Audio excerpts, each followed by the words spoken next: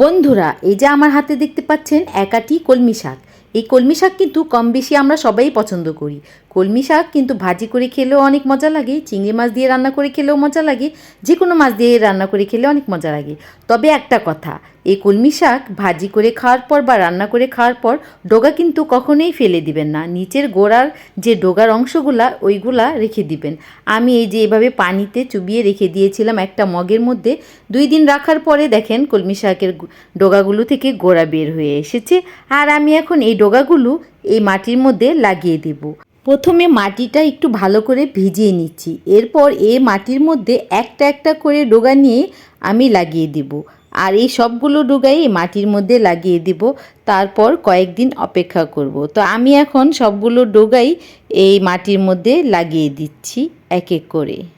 বন্ধুরা, আপনারা তো দেখতে পেলেন যে আমি সবগুলো কলমি শাকের ডগাই মাটির মধ্যে লাগিয়ে এখন পানি দিয়ে ভিজিয়ে দিচ্ছি। আর প্রতিদিন 2 বেলা করে পানি দিতে হবে, সকাল সন্ধ্যা। আর এই নতুন করে কলমি শাকের ডগা থেকে পুকি বের হয়ে যাবে। আর ফুলও ফুটে গেছে, কলমি শাকের ডগার সাথে যে কলিগুলো ছিল সেখান থেকে নতুন করে ফুল ফুটেছে। আর কিছুদিন যেতে না যেতেই কলমি শাকগুলো বেশ বড় হয়ে গেছে। মশলা দিলে আমি এক আটি কলমি শাক আজকে এখান থেকে কেটে নিব। ফেলে দেওয়া কলমি শাকের ডগা থেকে আবারও নতুন করে এক আটি কলমি শাক কেটে নিলাম।